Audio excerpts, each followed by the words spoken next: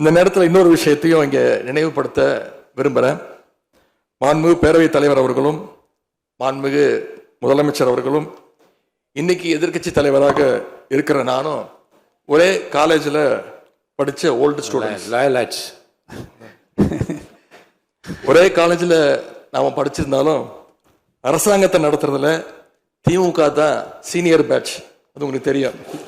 1967 ஆட்சிக்கு வந்தது திமுக தான். நாங்கள் தான் சீனியர்ஸ். அந்த அடிப்படையில் எங்களுடைய நாலேஜையும் எக்ஸ்பீரியன்ஸையும் நாங்கள் ஷேர் பண்ணிக்க ரெடியாக இருக்கோம். அதை ஏற்றுக்க நீங்களும் தயாராக இருங்க.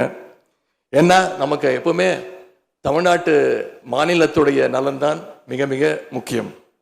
மாண்புமிகு பேரவைத் தலைவர் அவர்களே, நீங்கள் போட்டியின்றி தேர்வாகியிருக்கீங்க. மாண்புமிகு முதலமைச்சரும் எதிர்க்கட்சி தலைவரான நானும் உங்களை அவை முன்னவரும் இந்த இருக்கையில் உட்கார வச்சிருக்கிறோம், அமர வச்சிருக்கிறோம். இன்னைக்கு உங்கள் கையை பிடிச்சி அழைச்சிட்டு வந்து உட்கார வச்சிருக்கிறோம்.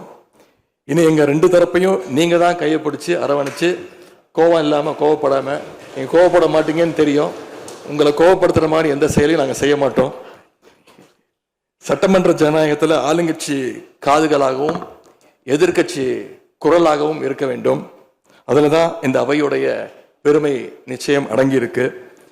பொதுவாக இதுக்கு முந்தைய சட்டமன்ற பேரவை எடுத்துக்கிட்டா ஆளுங்கட்சி வரிசையில் அதிக உறுப்பினர்களும் எதிர்கட்சி வரிசையில் அதை விட குறைவான உறுப்பினர்களும் இருப்பாங்க.